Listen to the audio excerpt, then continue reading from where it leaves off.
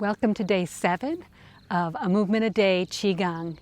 It's been a week, and as promised, we're going to do the flow today that went with the stretch from yesterday.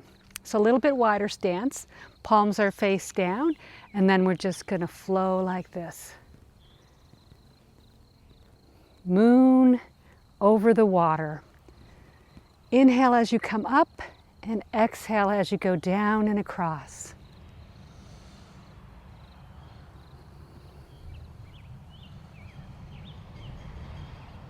Nice flow. Slow, deep breathing. Bringing your awareness into your body. Closing your eyes, or just a soft focus. You can stay up if you don't want the squat, you can just stay up. So let's really focus on that moon. Ah, yes. And bringing it across the water.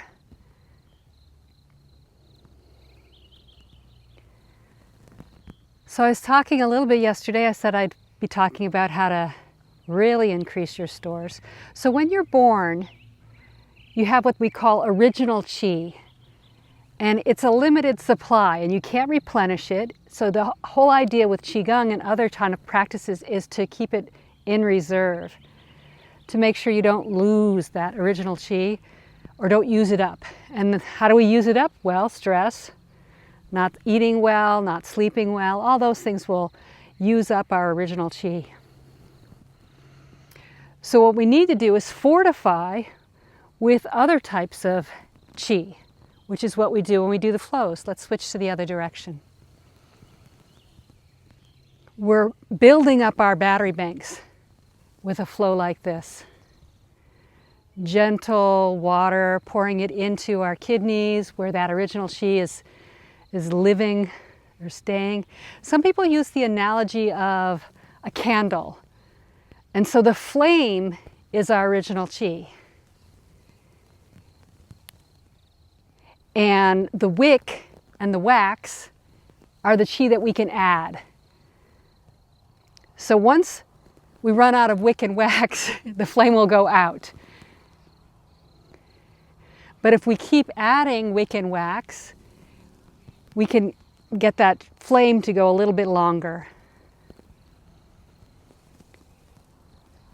That's why Qigong is known for its ability to enhance longevity, to slow down aging, to restore health to the body.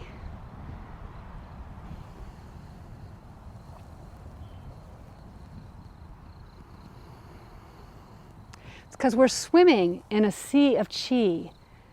It's all around us. There's this life force energy that's everywhere. And when we stop, purge, get rid of energy that we don't need, soften our body and absorb the energy that's around us, we become more alive. And alive, a person is supple and yielding, and in death they become brittle and stiff. So the way of life is to be pliable, soft. And the way of death is that rigid hardness. Just take a moment, bring your awareness back to center, maybe walk in a little bit, your feet.